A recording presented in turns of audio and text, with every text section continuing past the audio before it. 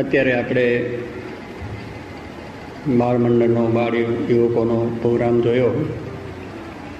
ખૂબ સુંદર રીતે એમને બધો સંવાદ તૈયાર કર્યો અને આપણને પ્રોગ્રામ એમને આવ્યો.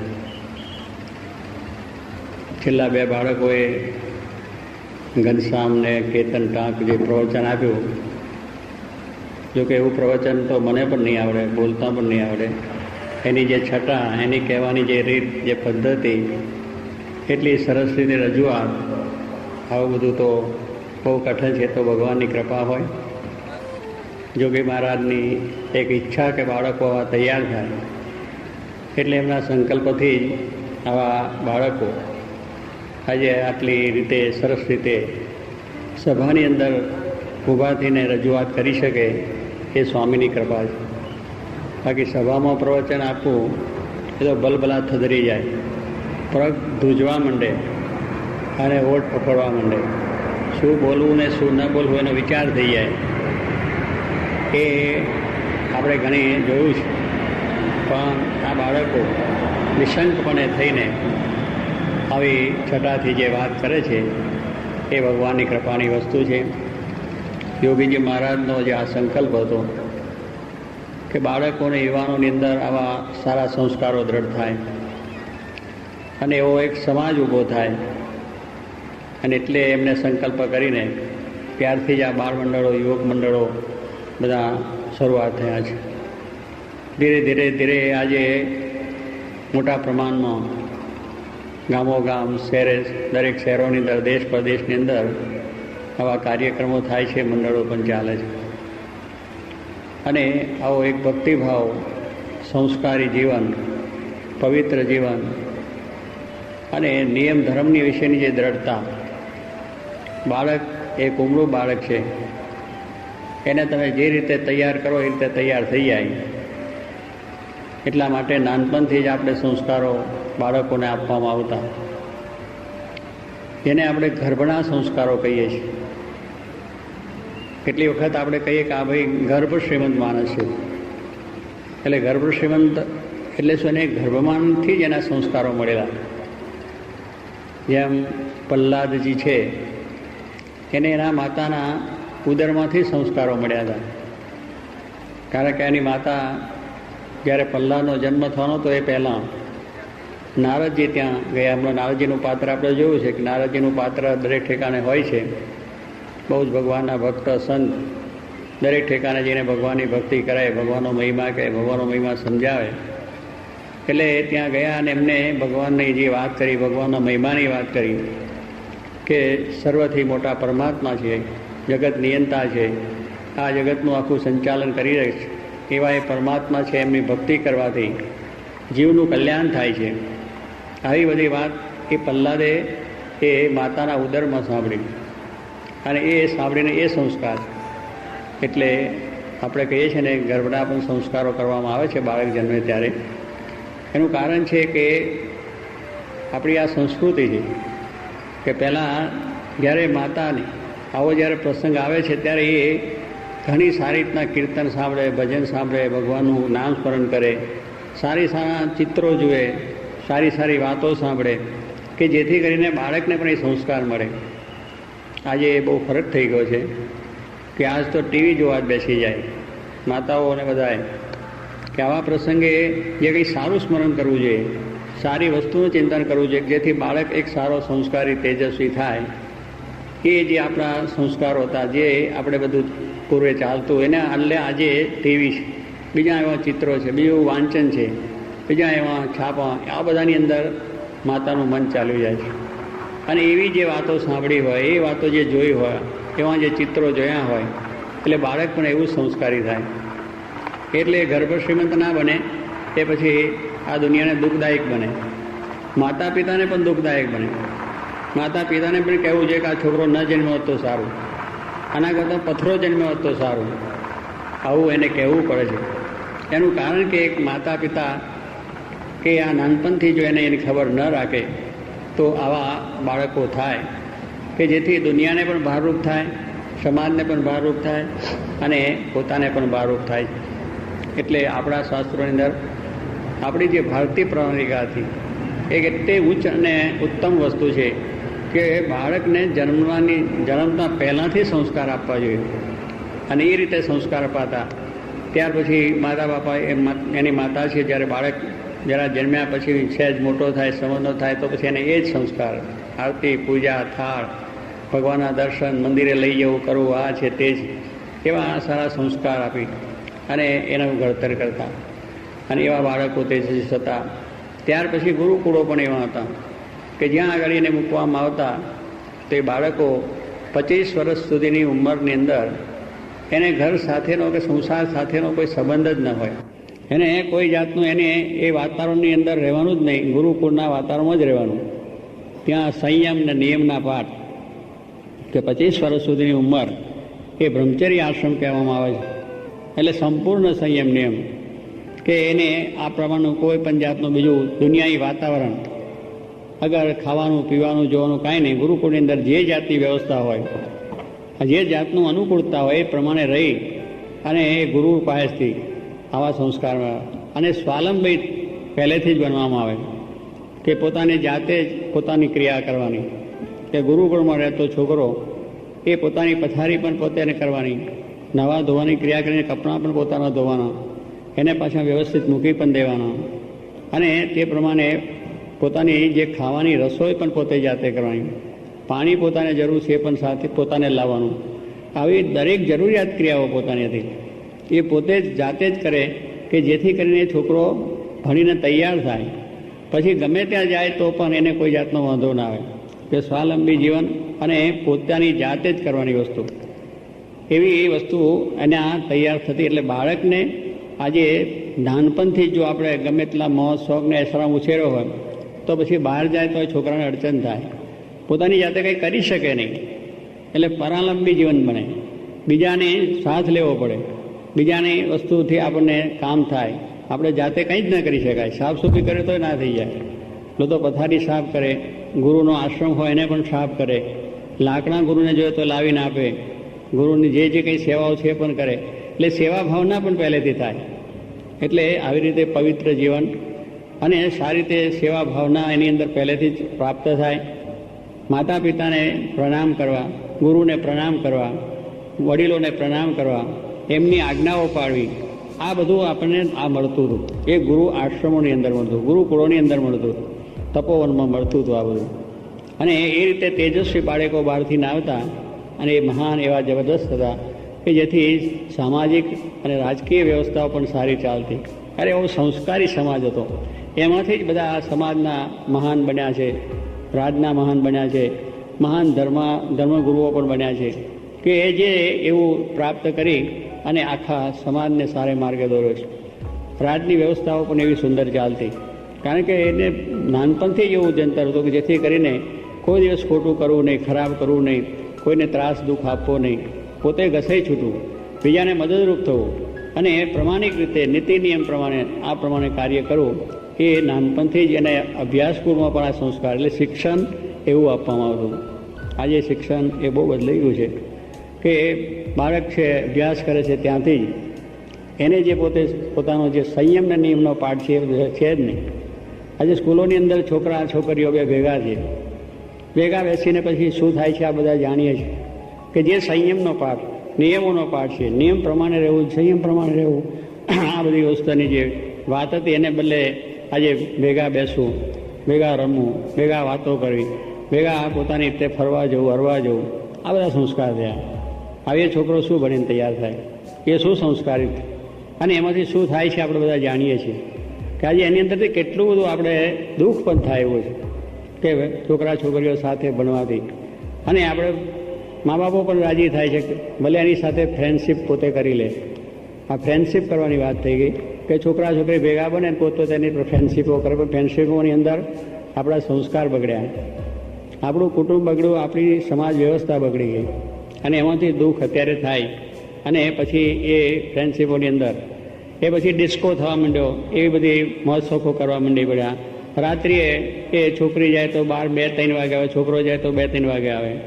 આ બધા રાતના રાજા થઈને ફરે. પહેલાં મર્યાદા હતી કે ઘરની બહાર છોકરી ઉંમરલાયક છે ત્યાં સુધી, એનો લગ્ન ના ત્યાં સુધી બહાર જઈ ન શકે.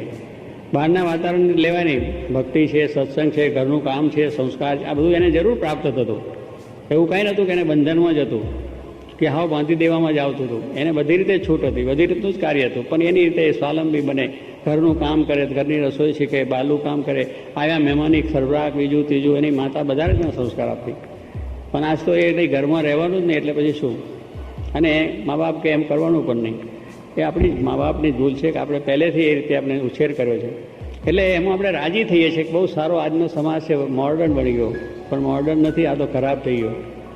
મુનશીએ જેમ કહ્યું, મોડર્ન થયા આપણે, પણ સિવિલાઇઝ ન થયા. મુનશી કનૈયાલાલ મુનશી આ વાત આપણને કરી છે કે આપણે બહુ જ મોડર્ન બની ગયા, એટિકેટ બની ગયા, ખુરશીઓ પર બેસીને ખાતા થઈ ગયા, કાંટાથી ખાતા થઈ ગયા. આ બધી આપણે બધી એટિકેટ શીખ્યા, ફરવાનું થઈ ગયું, આ જલસા થયા, આમ જવું તેમ જવું. એટલે કહું છું, બાળકોના જે સંસ્કાર એટલે નાનપણમાંથી, એટલે બાળકના સંસ્કાર ગયા અને વિદ્યાર્થી જીવનમાં પણ સંસ્કાર ગયા. અભ્યાસની અંદર કોઈ ધર્મ ભાવના ન રહી, ધર્મનું કોઈ શિક્ષણ ન રહ્યું, સંયમ નિયમના કોઈ પાઠ ન રહ્યા. એ વસ્તુ આજે અભ્યાસમાં મળે પણ નહીં, કરી પણ ન શકાય. આવી આપણી પરિસ્થિતિની અંદર આપણે કહીએ ક્યાંથી ધર્મ વગરનું આપણું જીવન અને સંસ્કાર વગરનું જીવન એ જીવન નથી. એ કોઈ આપણે બાદ એનાથી કોઈ લાભ પણ નથી. કે ધર્મ અને સંસ્કાર હશે તો એ જ સારું જીવન છે. અને એ આપણને આદિ અનાદિથી ઋષિકાળથી આ આપણે ગુરુકુળોમાંથી પ્રાપ્ત થયેલું છે. અને એ રીતે આપણે આ વડવાઓ થયેલા છે. એમને આ જગતનું પણ કાર્ય કર્યું, વ્યવહારનું કર્યું, ધંધા રોજગાર બધું કર્યું છે. એટલે છોકરો એને આ સંસ્કાર આપવાથી જ એ શ્રેષ્ઠ અને સારો બને છે. આજના છોકરાઓ ભલે આમ ભણ્યા ગણ્યા બધું થયા છે, પણ ઘણા જેને આ સંસ્કારહીન છે, નિર્માલ્ય છે, એને પોતાના કામમાં વિશ્વાસ નથી, પોતાના કાર્યમાં વિશ્વાસ નથી, ડરતા નથી. કારણ કે ભગવાનનું બળ હોય તો ડરતા હોય ને. ભગવાનને મોટા પુરુષોના આશીર્વાદ હોય, ધર્મના બરોબર ડરતા હોય તો એનું બળ છે, આત્માનું બળ છે. શામાં બળ તો કંઈ કામ આવતો નથી. કે પહેલેથી એ જાતના સંસ્કારોનું જે બળ હતું, એટલે માણસ ગમે ત્યાં જાય તો એ પોતા આગળ સારું કાર્ય કરી શકતો, સમાજની સેવા પણ કરી શકતો, રાજ્યની વ્યવસ્થાઓ પણ કરી શકતો, અને ધર્મ ભાવના કરીને સારી રીતે સારું કાર્ય કરી શકતા. એવી વાત જે આપણી પાસે હતી અને છે, અત્યારે પણ છે. પણ એને આપણે જો આ રીતે વિચારપૂર્વક એનું જો આપણે કરીએ તો કોઈ વાંધો ના આવે. એટલા માટે આ જોગી મહારાજે આપણને એ સંસ્કાર પાછા આવે આપણા, જે આપણા અસલ વસ્તુ છે, જે આપણા અસલ સંસ્કારો છે, એને આપણે સાચવીએ એ જ આપણી મહત્તા છે. એમાં જ આપણને શાંતિ અને સુખ છે. એટલે આજે ભલે આ સમાજમાં ગમે તે હોય, પણ જો આપણને તો આ જોગી મહારાજ જેવા સંત મળ્યા છે. ભગવાન સ્વામિનારાયણનો સંદેશો, ભગવાન સ્વામિનારાયણના આદેશો એ બહુ જ બ્રોડ, બહુ જ વિશાળ છે. દરેક જીવના કલ્યાણ માટે છે, દરેકના શ્રેય માટે છે. એમને કોઈ મારો તારો ભેદભાવ રાખ્યો નથી. ગમે તે જીવ, ગમે તે બાળક, ગમે તે યુવક કે ગમે તે મનુષ્ય એ એનું પાલન કરીને જો જીવન જીવે તો સુખી જરૂર થાય, એને જરૂર શાંતિ પ્રાપ્ત થાય. એવી વાત આપણને આ કરી છે. હવે એ ન કરીએ એટલું આપણને દુઃખ અને અશાંતિ રહે છે. એટલા માટે સજાગ થવાની જરૂર છે. આજે સમાજ જેટલો જાગૃત થશે એટલું કામ થવાનું છે. બાકી તો આજે બહારની દુનિયાની અંદર જે જાતનું આ બધું આ આવી ગયું છે, આજે વિડીયો અને આ શું ચેનલો બધી આવવા માંડી, ચેનલો. એટલે ચારે બાજુ જે ચેનલોની અંદર છે, હવે ખબર નથી કે લાવવાનું કારણ શું છે, શા માટે લાવવામાં આવે છે, એનાથી શું ફાયદો લાભ છે એ કંઈ આપણને ખબર નથી. જો કે કદાચ એવા જે એના કાર્યકર્તાઓ કદાચ લાભ કદાચ માનતા હશે, પણ લાભ કરતાં ખોટ ઘણી છે, નુકસાન ઘણું છે. એ જોવાથી એનાથી આપણે નુકસાન છે, હકીકત વસ્તુ છે, આપણા સંસ્કાર બગડે છે, આપણો સમાજ બગડે છે, આપણો દેશ બગડે છે, આપણું કુટુંબ બગડે છે. આ બધું જોવાથી આ બધું થાય છે. આજે અનેક માણસો એને લખી રહ્યા છે. અનેક વખતે આપણે વાંચીએ પણ છે કે આ થવાથી બાળકોના સંસ્કાર બગડે છે, યુવાનોના સંસ્કાર બગડે છે, સમાજ છિન્નભિન્ન થાય છે. આ બધું જાણવા છતાં આજે એની પોષણ કરીએ છીએ. આપણું કેટલું અજ્ઞાન છે. કંઈક દેશને આર્થિક લાભ થતો હશે, ગમે તે થતો હોય, પણ એ લાભ કરતાં નુકસાન કેટલું છે, એની પછવાડે કેટલો બધો ખર્ચો કરવો પડે છે, એની પછવાડે કેટલી બધી વસ્તુ કરવી પડે છે, એનો કોઈ ખ્યાલ નથી. પણ માણસ આજે ચાલ્યું છે, અહીં ચાલ્યું છે, બસ બરાબર છે કે એનાથી આપણે બધા બહુ જ આગળ મોડર્ન થઈ જઈએ અને સારા બધી આપણે કહેવાય કે વાહ ભાઈ દેશ બહુ આગળ વધ્યો. પણ આ અમેરિકાએ વધ્યો છે ને યુરોપે વધ્યા છે, પણ આજે એમને બધાને દુઃખ છે. એ બધા વધ્યા છે, વધ્યા પણ એની સાથે સંસ્કાર નથી વધ્યા. જે સંસ્કાર વધારવા જોઈએ, જે આપણી સાચી સંપત્તિ વધારવી જોઈએ, એ સંપત્તિ આપણે વધતી નથી. એ સંપત્તિને ખોઈ બેઠા, એને તો ભૂલતા જઈએ છીએ. જે સંપત્તિથી આપણે સુખી છીએ એ સંપત્તિને ભૂલીએ છીએ. ભગવાન રૂપી, ધર્મરૂપી, સંસ્કાર રૂપી આપણી જે સંપત્તિ છે એ સંપત્તિને ભૂલતા જઈએ છીએ, એને છોડતા જઈએ છીએ. અને આ નવી સંપત્તિ જે બનાવટી છે કે જેને આપણને ઘણી રીતે મુશ્કેલી થવાની છે એને સંપત્તિ વધારતા જઈએ. પણ એ સંપત્તિની સાથે જો આ સંપત્તિ હશે તો પેલી સંપત્તિને કંટ્રોલ કરી શકાશે અને કંઈક આપણને સારું થશે. એમાં વિવેક આવશે, કારણ કે આમાં વિવેક જ નથી. વિવેક શૂન્ય આખી પ્રજા બને છે. શું જોવું, શું ના જોવું, શું ખાવું, શું ના ખાવું, કાંઈ ખબર નથી. ગમે તે ચાલે, ગમે તેની જોડે ફરવું, ગમે જોડે હરવું, ગમે જોડે વાતો કરવી, ગમે જોડે નાચગાન કરવા, ગમે તે વસ્તુ જવું, પાર્ટીઓમાં જવું, પાર્ટીઓમાં ખાવું કરવું. કેવો આ એક સમાજ! એ એનાથી અંધકાર ના થાય તો બીજું શું થાય? ઉજાસ એ ના આવી શકે. ઉજાસ માટે ભગવાનના આદેશો છે. વેદો, ઉપનિષદો, ભાગવદ્ ગીતા, આપણા ઋષિમુનિઓ થઈ ગયા, આચાર્યો થઈ ગયા, ભગવાન શ્રીજી મહારાજ પોતે પધાર્યા, એમના 500 સંતો થઈ ગયા, શાસ્ત્રી મહારાજ, યોગી મહારાજ જેવા પુરુષો થઈ ગયા, મહાન આચાર્યો થયા. એમને કેટલી સરસ વાતો આપણને આપી, કેટલી સુંદર આપણને આ વસ્તુ આપીશ, કેવો સરસ માર્ગ બતાવે. હવે માર્ગ મૂકીને આપણે જુદે માર્ગે જઈએ એ પછી દુઃખનું કારણ બને એ સ્વાભાવિક જ છે. કારણ કે આપણે જીવનમાં ખોટું છે, એ ખોટું છે, આપણને ખોટું થવાનું, દુઃખ થવાનું છે. સાચી વસ્તુ એ સુખની વસ્તુ છે. તો એ વસ્તુ આપણે જો બરાબર એનું પ્રસારણ વધારે થશે, જે આપણા મૂળ સંસ્કારો છે, મૂળ સંપત્તિ છે, એને માટે આજે સમાજે જાગૃત થવાની જરૂર છે. આ બધા પ્રલોભન અને બધા જે આકર્ષણો એમાં ખેંચાયા વગર અને એ વસ્તુને મૂકીને સાચી વસ્તુ છે એના તરફ આપણે થઈએ. ભલે થોડુંક આપણને એમાંથી કદાચ એ થતું છે, પણ આ જેટલું આપણે સ્વામી કહે છે જોઈએ છીએ, સાંભળીએ છીએ, એ માર્ગે ચાલીએ છીએ, બધું ઝેર છે. એ ઝેર એવું પ્રસરે છે કે ધીરે ધીરે આખું માણસનું શરીર ખલાસ કરે છે. ઝેર છે જેમ પોઈઝન આપણે કહીએ છીએ ને, સુગર કોટ કરીને આપે છે. આપણે નહીં, પેલા ટીવીમાં આપણો સંવાદ કરે છે સુગર કોટ પોઈઝન, કે એને પેલી કડવી દવા હોય તો એના ઉપર સુગર કોટ ચડાવે એટલે જરા માણસને ખાવામાં આવે. એમાં બધું છે એ એવું છે કે માણસને દેખવામાં આનંદ થાય, કે ભોગવવામાં આનંદ થાય, કે નાચગાનમાં આનંદ થાય, એ બધું છે. પણ એ ઝેર બેસે છે. એ અંદર ધીરે ધીરે ધીરે આપણા સંસ્કારોને નષ્ટ કરે છે. જે સાચા આપણા અંદરના સેલ છે એ સેલને ખલાસ કરે છે અને પેલા ખોટા અંદર પડી જાય, જે આપણે દુઃખી કરે છે. એને માટે દવાઓ કરવી પડે. ખોટા સેલ પેસી જાય એની માટે ડૉક્ટરો દવા આપે, બીજું આપે, ત્રીજું આપે, બીજું આપે, પણ સાથે પાછું એવું નવું બીજું ચાલતું જ હોય પછી શું થાય? એટલે સાચા સેલ આપણા અંદર ચાલ્યા. એટલે સાચા સેલ એટલે આપણા સંસ્કાર, ધર્મ, જ્ઞાન, વૈરાગ, ભક્તિ, સત્ય, દયા, નીતિ, નિયમ, આ બધા જે આપણા સંસ્કારો છે એ આ બધાથી નષ્ટ થઈ જાય છે. એટલે સાચી વસ્તુ ચાલી જાય છે અને ખોટી વસ્તુ આવી જાય છે. દુનિયામાં જો એ સાચી વસ્તુ જાય ને ખોટી વસ્તુ આવે તો શાંતિ કોને થાય? કોઈને ના, જીવ પ્રાણી માત્ર ન થાય. દુઃખી આપણે થઈ જવાય છે. એટલે આ વસ્તુની અંદર ભગવાનને આપણે જે આવું એક શરીર વસ્તુ આપી છે એનાથી સારું થાય એ માટે આપ્યું છે, અને એટલા માટે એનાથી એ કાર્ય આપણે કરવાનું છે. એ વાત યોગી મહારાજ પોતે સાક્ષાત એમના જીવનમાં બહુ જ અવલ્યા પુરુષ હતા, પણ એમના જીવનમાં એક આવા સુંદર વિચારો હંમેશા રહેતા હતા કે સમાજનું કલ્યાણ થાય, વિશ્વબંધુની જે ભાવના, અનેક મનુષ્યોનું સારું થાય, એવી જે એમની અંતરની ભાવનાઓ હતી. એ ભાવનાઓથી ભગવાન સ્વામિનારાયણનો જે આદેશ, સંદેશો, સાધુતા, નિર્માણીપણું, એવો આ ગુણોથી યુક્ત થઈને પોતે બધાને આ રસ્તો મળે, બધા આ રીતે સુખી થાય માટેથી એમને આ નાનેથી એટલે પહેલેથી એમને આ બધો વિચાર કર્યો કે આવો એક સમાજ થાય. અને એ સમાજ આજે આપણે જોઈએ છીએ કે આપણી સમક્ષ બે બાળકોએ અને જે અહીંયા સંવાદમાં આપણને બતાવ્યું એને માટે એમને જે વ્યવસ્થિત રજૂઆત કરી, ભગવાનની ભક્તિથી કલ્યાણ થાય છે. ભગવાનની ભક્તિ એ આપણે માટે ઉત્તમ ને શ્રેષ્ઠ માર્ગ છે. બીજા બધા માર્ગ કરતાં ભગવાનને વિશેની જે ભક્તિ, અત્યંત પ્રેમ, અનુરાગ, જો કે મારે કહેતા અનુવૃત્તિ જ ભક્તિ, ભગવાનની જે અનુવૃત્તિ છે, ભગવાનના જે આદેશો છે, નિયમો છે, એના પ્રમાણે જીવન જીવવું એ આપણી સાચી ભક્તિ છે. અને એ ભક્તિની અંદર પણ નિષ્કાળ સ્વામી કહ્યું કે ભક્તિ સૌ કરે, પણ ભક્તિમાં ભેદ, એ ભક્તિ પ્રભુ પ્રગટની એમ બધે ચારે વેદ. નિષ્કાળ સ્વામી કહે વેદ, વેદાંત, ઉપનિષદ બધામાં ભક્તિની વાત કરી છે. જુદી જુદી રીતે આપણે અહીંયા જેમ વ્યાખ્યા કરવામાં આવી અત્યારે ભક્તિની આપણે વાત કરી છે, પણ એ બધાનું મૂળ વસ્તુ એક જ છે કે એ ભગવાન પ્રગટ આ પૃથ્વી ઉપર આવે અને એ સ્વરૂપની અંદર જે આપણી અનન્ય ભક્તિ થાય તો એ ભક્તિથી આપણું કલ્યાણ થાય. વલ્ભાચાર્યની જે ભક્તિ આપણે જોઈએ છીએ, મહારાજે પણ વખાણી છે, એવી એમની અનન્ય ભક્તિ હતી કે દરેક વસ્તુની અંદર ભગવાન આગળ, ભગવાન પ્રાધાન્ય, ભગવાન સિવાય કાંઈ વસ્તુ નહીં. એવી એમની જે અનન્ય ભક્તિ હતી, એવી જ ભક્તિ જોગી મહારાજને વિશે પણ જોઈએ આપણે. શાસ્ત્રી મહારાજ કહેતા કે જોગી મહારાજની ભક્તિ છે એ પણ એક જબરજસ્ત ભક્તિ હતી કે ભગવાન શ્રીજી મહારાજને ભૂલીને કોઈ વાત જ ના થાય.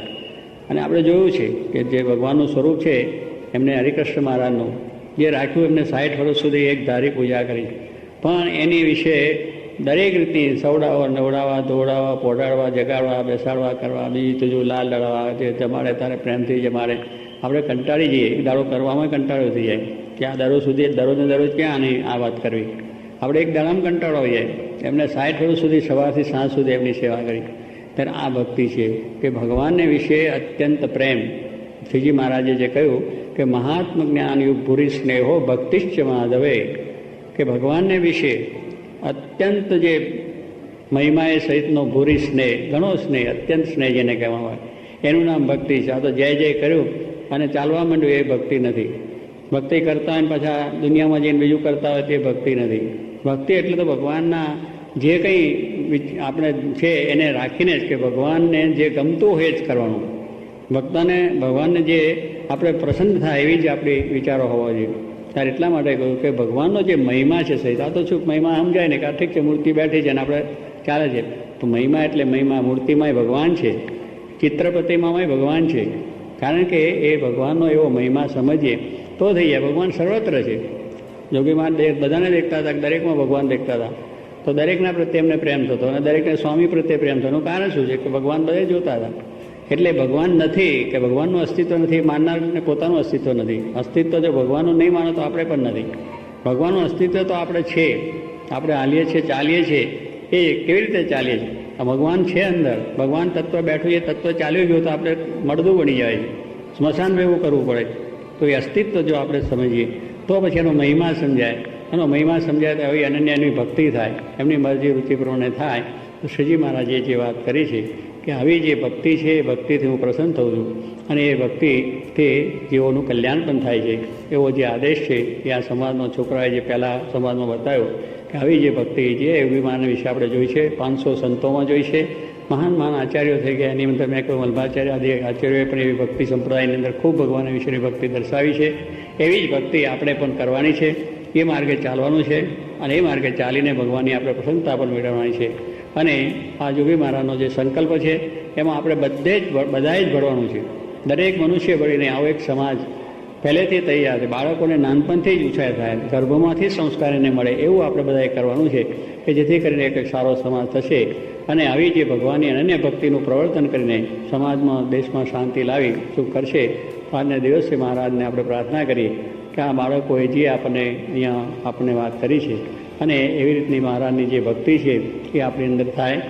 આપણે પણ બાળકોને આ રીતનો ઉછેર કરીએ, આવા સંસ્કાર આપીએ, બાળમંડળો મોકલીએ. બાળમંડળોમાં છોકરા જતા થાય એનાથી આપણને આવા સંસ્કાર થાય, જેથી કરીને આપણને સર્વ પ્રકારે શાંતિ થાય ને યોગી મહારાજ પ્રસન્ન થાય, શ્રીજી મહારાજને પણ પ્રસન્નતા થાય. એવું બળ સર્વને ભગવાન આપે એ પ્રાર્થના.